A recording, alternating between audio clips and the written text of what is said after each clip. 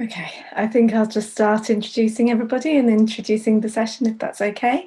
So my name's Katrina. I'm going to be facilitating our panel session and Q&A today.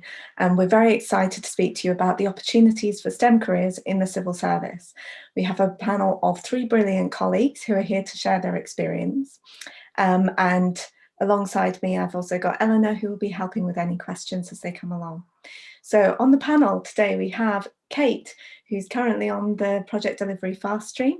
She's just started her career and her journey in the civil service. Jackie McElhinney, who's in Food Standards Scotland, and Paula McLeod, who is in the FCDO. In a moment, all of the panelists will be introducing themselves and talking us through their journeys. But first, I'm going to give a quick introduction to the civil service and specifically to the fast stream, although we will be talking about different ways of getting into the civil service with a STEM background. So the civil service is a non-political body that helps the government of the day to deliver its policies. We're impartial and we serve whoever's in power. As civil servants, we can work on all the issues that span every aspect of life in the UK, from animal health to food standards to policing to the NHS. The FAST stream itself is a leadership programme for talented people to enter the civil service. There are 15 different schemes that are specific to a profession. For example, I'm on the science and engineering fast stream right now, and there's also a digital data and technology and a finance fast stream. If you're interested in those, let us know and we can answer any specific fast stream questions. The way that we're going to run the session today is that each of the panelists are going to give an overview of their career journey so far, and then we'll have 20 minutes for questions.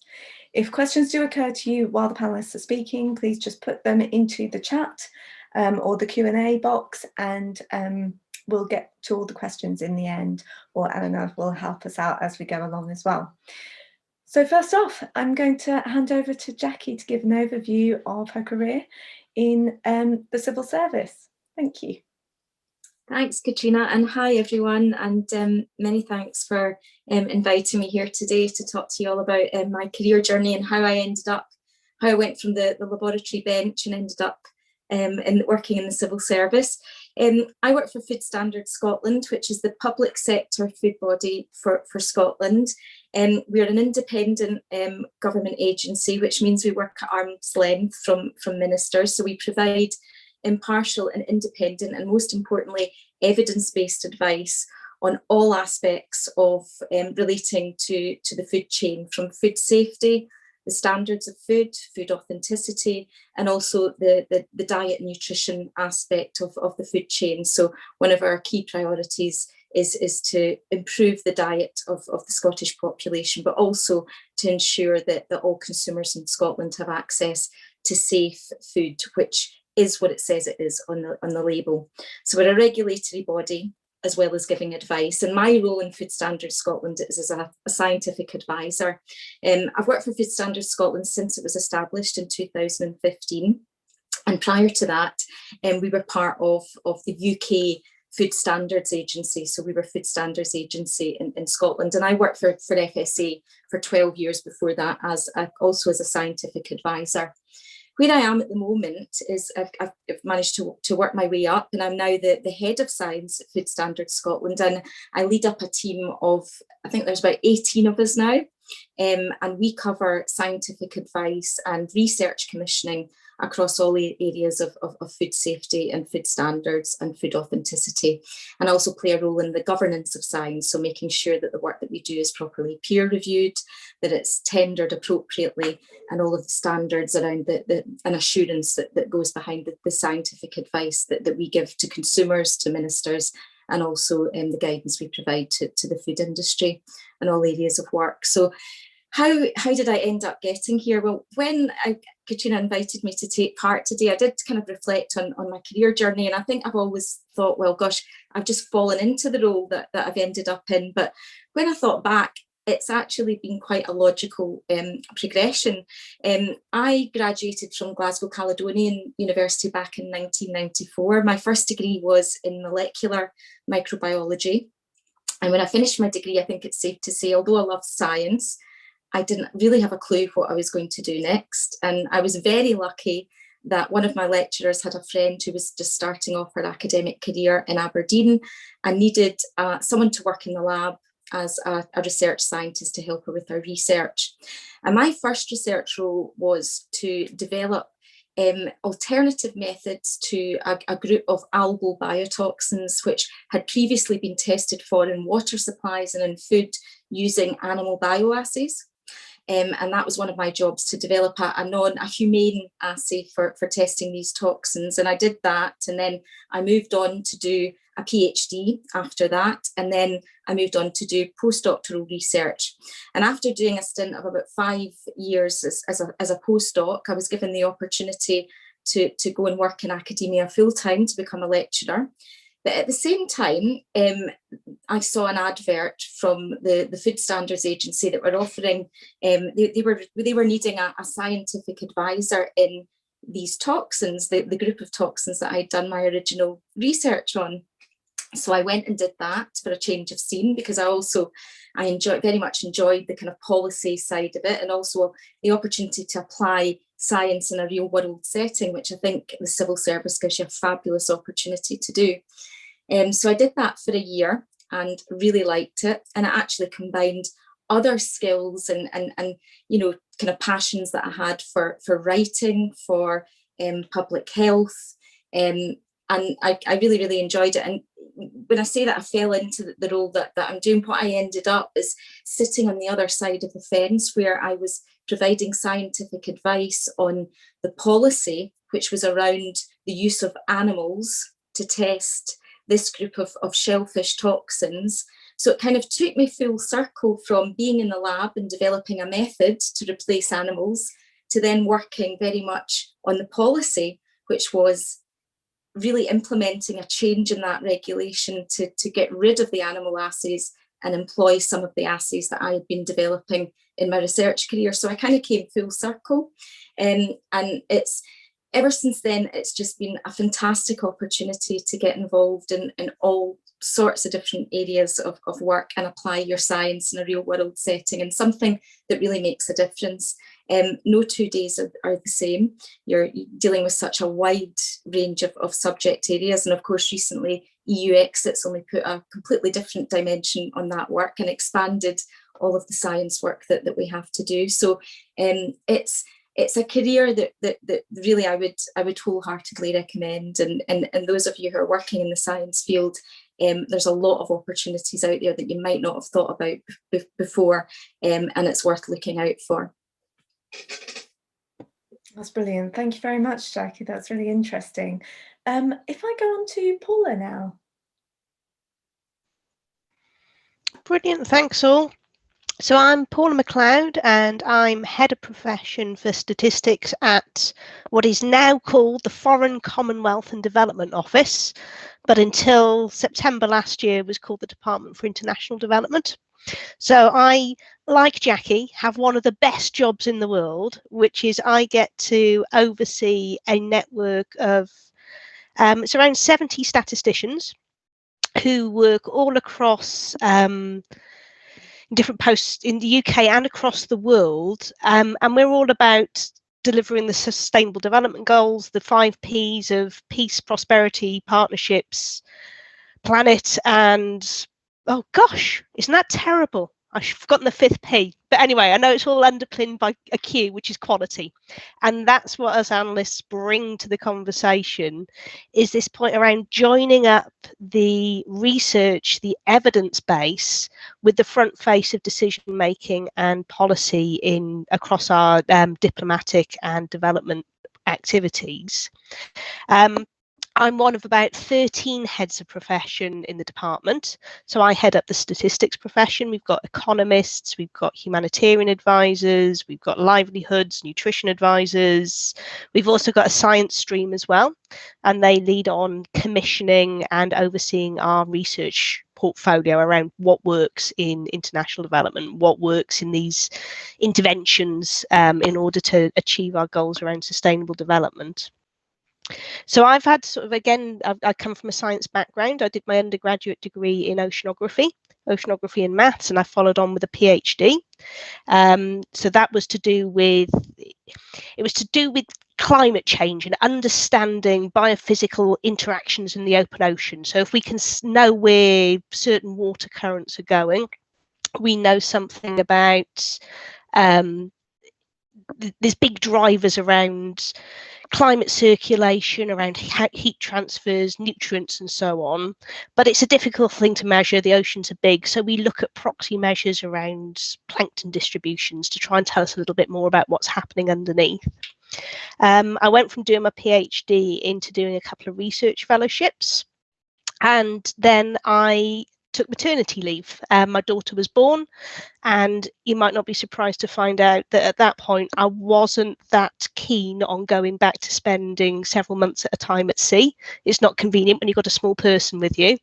So I spotted a little ad in the local newspaper which took me to the Office of National Statistics, which was a springboard to my career as a civil servant, as a statistician. So that was working in the Office for National Statistics, adding people back into the census, the people that were missed. I went from there to working overseas in a little island in the South Atlantic, again as their statistician, and then recognising that I found my passion. And I can see the point here coming in around a PhD in science and civil service. The PhD is not the important bit. What's really important, what's really special about all of us is the analytical thinking.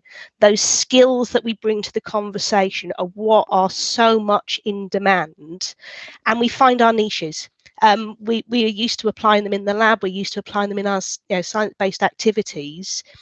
In the civil service, this is about joining up that evidence base, that rigour in our approaches, our ability to break down that complex information and support our policy teams in making the right decisions, improving their access to some of that information with a bridging side of it.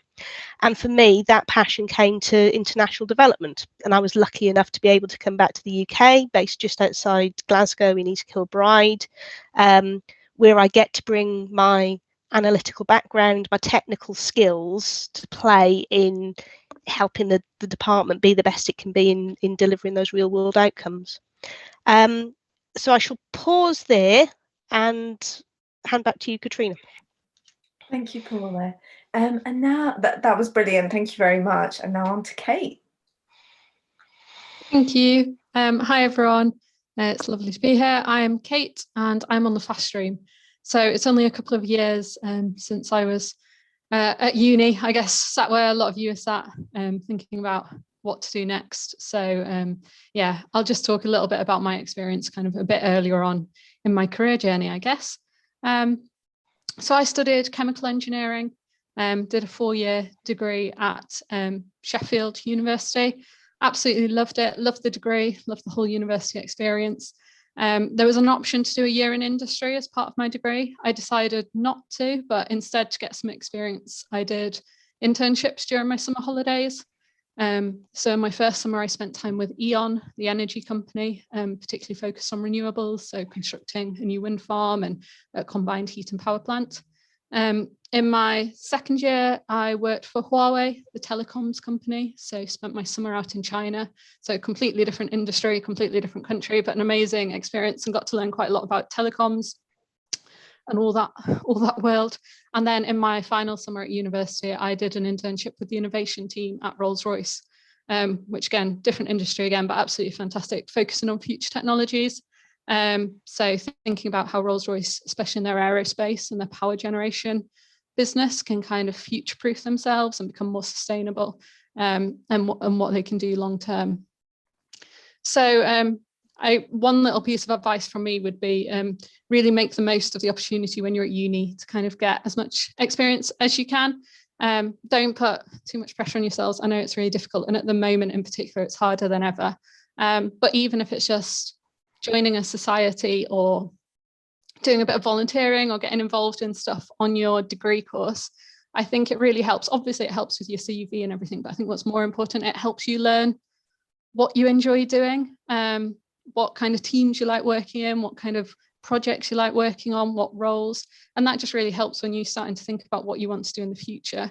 When you've got this opportunity to try things out, and if you don't like it, it's fine, move on. It'll really help you as you start your career.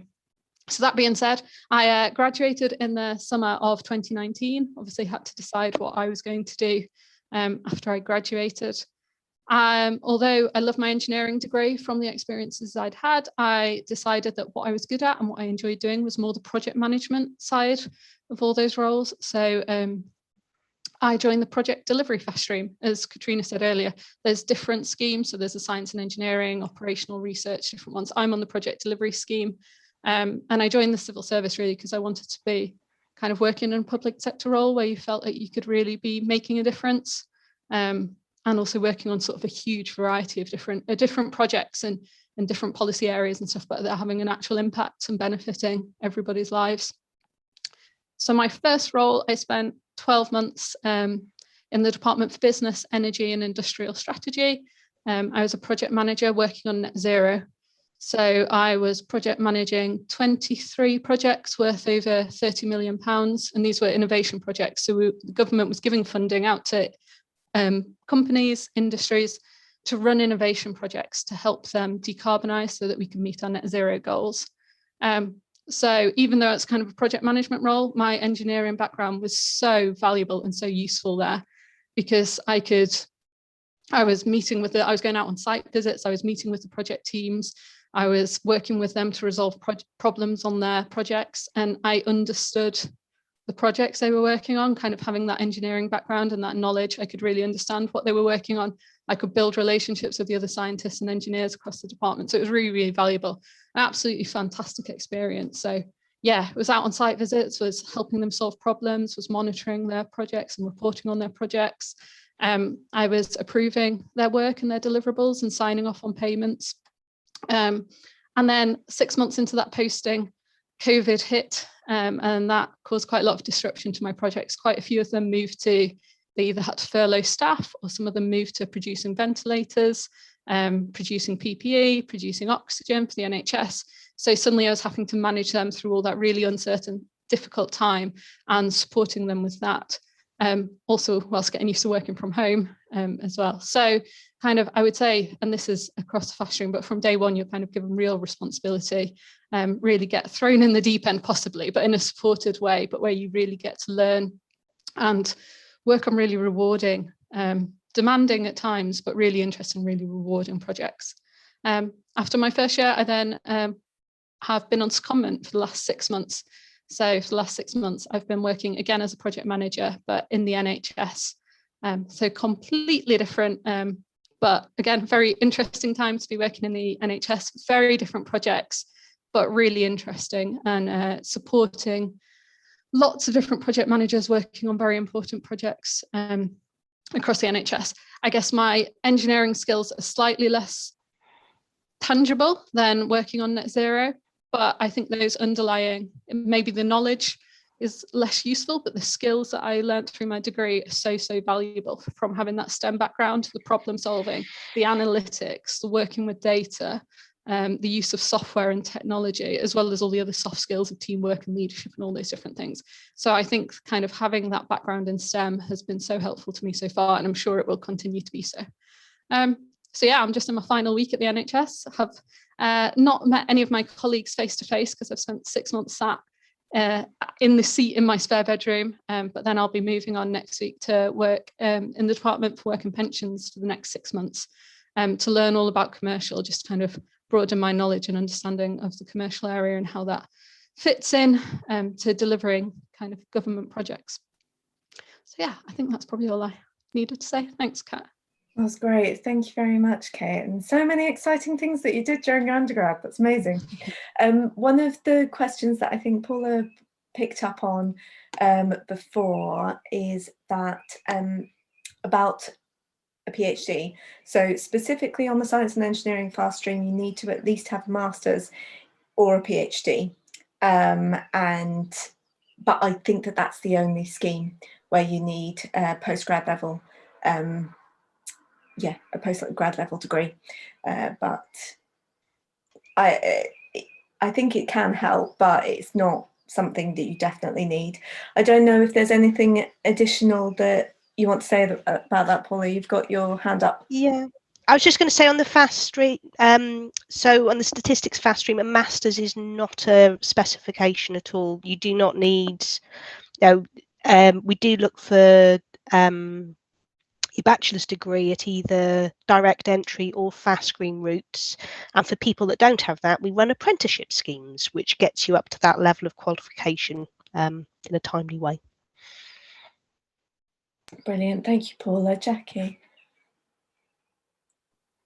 Yeah, it was just to say that in Food Standards Scotland, when we're bringing scientists into the team, we do require a BSc, but some of our staff have had PhDs or MScs, or even sort of, a couple of years experience, maybe working in a laboratory or in a different field. I think it just depends. I think it was Paula who said I think the key thing is being able to demonstrate those analytical skills, and people can do that in a whole host of different ways.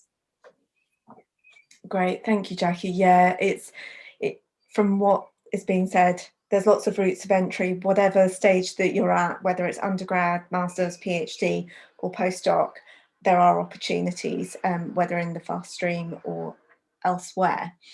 So looking at the questions that we've got open, one from Michael Bridges says, what does career progression look like in the civil service? And how often do you change roles, and do you get a choice? And what's the salary progression? I think that varies depending on the route that you want to take in. So first off, Kate, do you want to give a quick overview of what it's like within the fast stream, and then I'll go to Paula and Jackie for other routes of entry into the civil service? Yeah, sure. So in the fast stream, it varies between the different schemes as well in the fast stream. So what I'm saying is relevant to project delivery, but there's similarities. So the fast stream is generally, depending on the scheme you're on, 3 to 4 years long. And during that, you'll undertake a series of postings that are 6 months or 12 months. So in project delivery, I did a 12-month posting. I'm then doing 2 6-month postings. I'll then do another 2 12-month postings. But that varies by scheme, but you also then get a huge amount of support and training and qualifications. In project delivery, we get to undertake one of the project delivery actual qualifications, project management qualifications every year, fully funded. So it's normally a week long with an exam at the end of it. And then potentially the role you're in, the team might support you to do additional training on top of that. And there's kind of fast stream generic training in things like leadership and different things like that. The intention of the fast stream is to get you, kind of fast track you to those senior leadership roles within the civil service. So generally it changes again by scheme, but you kind of start as HEO equivalent is the name of the band, but about £28,000 starting salary. You then complete the fast stream, and then you're aiming to leave at a grade 7 role. So once you've completed the fast stream, you get a grade 7 role, which is somewhere between £45,000 to £55,000. So it kind of quite quickly gets you through those roles. Obviously, where you go from then depends on your own ambitions, your own decisions, which career routes you decide to take, and how far you want to go really upwards, or whether you want to try different things and get a variety. But there's civil service learning, there's a huge amount of sort of training and development and support. And I think that's not just for fast streamers. We have quite a structured scheme we're supported through, but there's also for all civil servants, there's a lot. So I don't know if Jackie and Paula want to add their own kind of Yeah, thoughts. I was going to say, I think that goes nicely onto the other routes into the civil service. So Jackie, would you want to give a quick answer following on? Yeah, well, I've actually not had anyone in my team that's come in through the fast stream, although we have had candidates in other areas of the business. What I would say though is that I think in terms of progression, I think there's a lot of opportunities there. What I would say from my experience is working in a relatively small department, and even looking across Scottish Government, we have I guess there's a limited pool of scientists and the more academic, the more kind of analytical professions. And I think maybe if you want to stay within science, it's not a closed door, but it is more limited. I think that if a lot of people in my team, for example, have moved out with science and into another area of business and managed to progress from that, from getting experience across, enforcement, policy. And I think there's a lot of advantages to that, both to yourself if you want to eventually go back to a science role. It gives you a different dimension to the work that you do. But I think also scientists working in other areas, in policy, in enforcement and regulation, also have a lot to offer those areas of the civil service as well, because of that analytical thinking. And that, I think Kate had mentioned it, if you've got this understanding of the technicalities and the science behind a piece of policy or regulation, it makes a huge difference. So there's so many opportunities that are open to you. I think for progression, I think it's possibly easier to progress up the way if you're willing to move around and get experience in different areas of work. But it doesn't rule out, I mean, certainly my experience, I've been very fortunate. I've managed to stay in science and work my way up. I've dipped into policy and different areas along the way, but I've never had a full move into another discipline. So I've been quite fortunate. But the opportunities are certainly there. And as Kate's touched on as well, training opportunities in the civil service are really second to none. You're very well supported in your personal development, whether you want to develop in your own discipline or pick up other skills or even qualifications while you're working for the civil service. Food Standards Scotland supports a number of its staff each year to get qualifications in different areas, whether it's project management, MBAs, things like that. All of qualifications that are transferable to other roles, either in the civil service or out with. Thanks, Jackie. Paula, do you have anything to add to that? Yeah, no, just building up on good advice that's gone before, which is where we were starting from. No, career progression. Yeah, I mean, civil service invests massively in its people. So if you have a passion for your own development, then you will be very much supported on that throughout your career journey. And as Jackie was saying, that can be pursuing a particular professional route. So that, the science stream, the stats, or whatever it might be, you can develop along that progression route. I know we started from talking about the fast stream. I was direct entry, so I didn't come with that sort of ready-made support package, but I progressed just as quickly as the fast streamer I was sat next to. I was still able to access all of those opportunities. It was just a matter of building it for myself rather than it being a centrally managed program.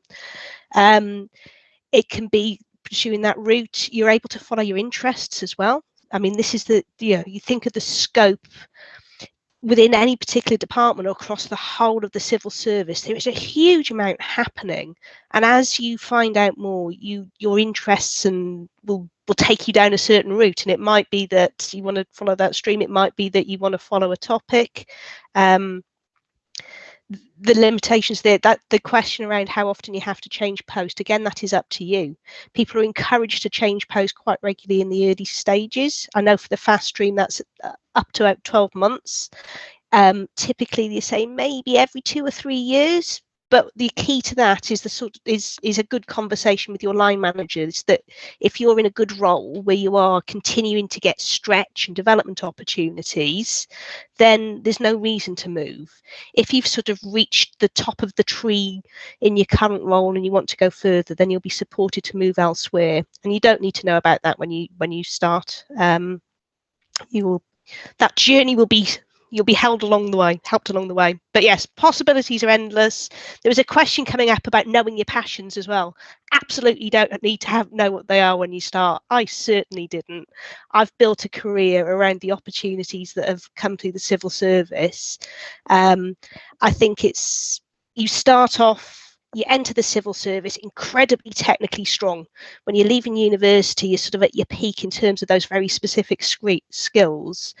But your early stages in the civil service are around creating that rounded approach, that broader suite of skills that you need to bring those analytical, technical skills to the success for what the civil service needs. So huge development opportunities and huge opportunities to find out what interests you and then pursue a career path along with that. Thank you, Paula. Yes, just picking up on that particular question about, so somebody has said that they feel like everybody's had a really clear idea of the area that they want to be in, and that they don't necessarily have that specific interest in a particular area, but a passion for all of statistics and a desire to work in public service. Is that something I should worry about? Doesn't sound like it to me, but I'll hand over to Jackie to follow up. Well, I spotted that question, and I was going to say absolutely not. When I joined the civil service, I actually didn't even know that Food Standards Agency existed when I saw the advert for the post. And I thought, that looks interesting, and went to give it a go.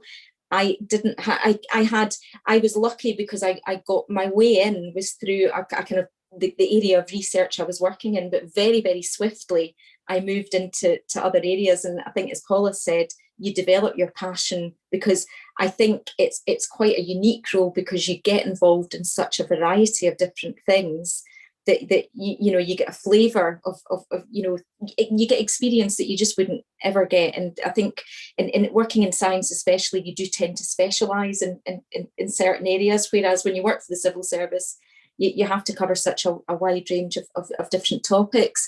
And one thing that I would say is that often the role, certainly in Food Standards Scotland, and the function that we deliver there, we're required, because we're required to cover that broad range of subject matter, it's actually being a generalist scientist that is quite important. Being able to apply your skill. So I think the person who posed that question was obviously interested in statistics. So if you've got these skills, then you can look at how they can be applied in different areas, and being able to be flexible with that, I think is a real bonus if you're going into the civil service, because it opens up so many different doors for you. So I would definitely say that you don't need to be specialised, you don't need to be sort of focused on one particular area. Once you sort of get in and get a taste for what's out there, then I think the sky's the limit. Thank you, Jackie. Is there anything that you'd like to add to that, Kate? Sorry. That's all right. No, I think I'd agree. I wouldn't worry about that at all. I think I didn't have some clear vision or drive or focus for exactly what I wanted to be doing. And I think one of the draws to me as a fast stream is kind of Jackie and Paula have said, but the breadth and the variety of things that you can work on. And I couldn't think of a grad scheme or an employer or something where you could go and work on the variety of different projects and policies in different areas, and also the variety of roles. And I think, well, as with any career, but particularly in the civil service, once you're in, you will learn about so many more opportunities, about different areas, about different roles, and then you can go and, if you're interested in them, go and find out more. But you don't need to be concerned if right now you've not got a really clear idea of what you want to do. Thanks, Kate. Thanks. So there's one of the questions around somebody applied to the fast stream before, progressed to video interview stage, well done, but were put off because most of the roles were in England and they want to stay in Scotland. Is it true civil service roles are limited outside of England? So just from a fast stream perspective, a lot of them are going to be in England, and I know from the science and engineering perspective, a science and engineering scheme perspective, a lot of them are. However, this year has changed things in terms of flexible working. We don't know how things are going to change in the longer term. I am currently based in Cumbria. I'm working in the Food Standards Agency. Things have changed. But outside of that, I would probably like to both go to Paula and Jackie to talk about potential opportunities in Scotland and your broader experience in terms of Scottish Government and civil service in Scotland, if that's okay. So I'm going to go for Paula first and then on to Jackie, if that's okay. Thanks. And yet you're right, there is, if you're going for the UK civil service, there is a bias towards the south coast of England, unfortunately, but it's something we're all working really hard to overcome. So Scotland, it's a growth market. I've talked about, obviously, we've got the DFID office based up here. There are more posts coming there. The civil service are opening a new office in Glasgow. And also, let's not forget about the Scottish Government, who are obviously the devolved administration, have a huge number of opportunities, and particularly, I'm not sure who said that they had a passion for statistics, but I know they will be absolutely champing at the bit to hear from you. So do keep an eye out for opportunities there. The learning around flexibility and whether or not people actually need to travel south to be with these departments is under discussion. We're talking about how we build outreach departments outside of south coast of England, so do watch on that. But in the meantime, look at Scottish Government. If you're tied here, I mean, it's a challenge with the fast stream anyway, is that you do have to be mobile. You are expected to move departments. So, but don't let that put you off. There are other routes into the civil service. There are other routes into Scottish Government, and some of those might be better suited if you've got concerns about how far you can actually travel. Thanks, Paula. Jackie, do you want to add to that? Just really to echo what Paula has said. I mean, I work for Scottish Government, so working in a devolved area, and certainly in Scottish Government there are a number of pockets of science. We have a big analytical unit that has a recruitment drive 2 to 3 times a year to recruit statisticians, data scientists, economists, social researchers. We also, we have a big, the Scottish Government has a big sort of agricultural science department. We have ourselves in Food Standards Scotland. We have Marine Scotland, which has a huge pool of scientists as well. So there's a huge variety of different science roles that you can have in Scottish Government. And, it's just a case of keeping your eye on job adverts. I mean, certainly at the moment, over the past year, Food Standards Scotland has been expanding quite rapidly due to the changes that have come through EU exit, which has required us to bolster a number of our departments, but particularly around our science and risk assessment functions. So we've just about doubled in size because we're taking on a lot of new functions that were previously carried out by the EU Commission, and that recruitment will keep ticking over in a number of areas. So yeah, it would just be keep your eyes open. Thanks, Jackie. So I'm going to move on to a couple of questions together, actually.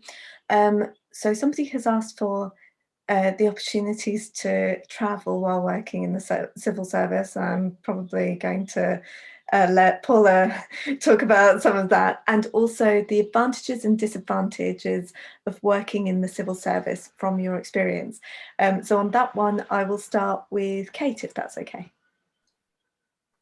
Yeah, absolutely. So the advantages and disadvantages. I guess for me, I'd not worked in the civil service before I joined, but I had work experience in the private sector and decided that I wanted to be working in a role where I felt like I was actively benefiting society and not just benefiting shareholders of those private companies. And I guess having all the opportunities that are there, but where you feel like you're actually making a difference. I think also all the support we get in terms of our learning and development, and also the fact that the civil service is a really good employer in terms of having a work-life balance, being able to bring your whole self to work, being very flexible, being able to fit to your lifestyle. And that's something that the civil service prides himself on and is also always trying to do more to improve. And my experience has been very much that is the roles I've had so far been incredibly supportive. And we were mentioning before about where you live. If you have a reason why you cannot move, do not let that put you off joining the fast stream. If there is no reason why you can't move, you just don't want to, that's a bit trickier because you are expected to move around. But if you have caring commitments or some reason or medical reasons why you can't move around, the fast stream will cater to that, and you can get a relocation restriction, so you won't be disadvantaged because you don't want to relocate. So I think all that wraparound support is great. Disadvantages at this moment in time, I can't think of any. But I'm aware we're short on time, so if Jackie or Paula want to go, I will let them add their thoughts. Thanks, Kate. I'll quickly go to Paula, and then we'll probably put up our final slide, which gives some extra information and also an email address that you can contact if you have any further questions that we haven't answered. So, Paula, would you like to talk about some of your travel experiences? Yeah, so in terms of travel, I mean, as I say, I went from working in Titchfield on the 2011 census. I spent 5 years overseas on St Helena, and I now work in a department that's got 168 offices based overseas. So there's quite a lot of opportunities for travel there. I think I want to tie this with the question about nationality, which is that the Foreign Office has now restricted new entrants to UK nationality. So that obviously that's a barrier for, that's great opportunities for travel for UK citizens there. You can take your skills worldwide, but also the whole of government has a presence overseas. So there will be opportunities for you to travel whatever department you work in terms of some of the technical assistance we provide. Obviously, it's not as commonplace. If you're working on tax reform based in Manchester, that's not the same as being the policy desk officer for Mauritius, say. So, but there are certainly opportunities there, and our international partnerships are extremely important. Just on the point of advantages and disadvantages of the civil service, I mean, it's an incredibly supportive, flexible employer. They will invest heavily in you. You will be expected to bring your whole self to work. There's a lot of huge positives there. Disadvantages, I think the only one I want to say is maybe we're not as nimble as some of the private sector bodies. So the civil service brings a lot of history with it, a lot of background. So sometimes elements of change can take a long while to embed, but that's also part of what we do. We are the agents for change, and especially coming from the science, tech, analytical backgrounds, we're the people that really help the civil service grow and develop in the right way. So maybe we can overcome any disadvantages we see. Thank you, Paula. I think so. Jackie, if you're able to have any thoughts on either travel or advantages and disadvantages, and I'm going to try and put the slide up that has the extra information while you do that. I hope that's okay. Fine. I mean, to be honest, I think Kate and Paula have summed it up. I mean, I was going to say exactly the same about advantages as the supportive environment, flexible working, which the reality is, you just don't get that level of support and flexible working in the private sector. Exactly the same as Paula as disadvantages. Maybe add to that too much bureaucracy and meetings, but we could get a bit better at slimming down on those aspects. But can't really complain about that. And travel, I've had a lot of opportunities over the years, international travel and throughout the UK. So although we're in a changing environment now, but that's great. Thank you very much, Jackie. We've got our final slide up there. I'm sorry it's not particularly nicely done because it's embedded in my Kilo background. But if you do have any other questions, please get in touch with us through scotlandoutreach@gmail.com. We'd be really grateful if you could take our survey. And also, if you are interested in the science or any fast stream scheme, go to faststream.gov.uk to learn more, or I've put up an additional opportunity for working with Parliament if you are a PhD student. I think we're out of time now, so I'm gonna close things up if that's okay. thank you very much to everybody who attended. Thank you very, very much to our panel. It's been brilliant, and look forward to seeing you all in the civil service soon. Thank you. Bye. Thank you. Bye.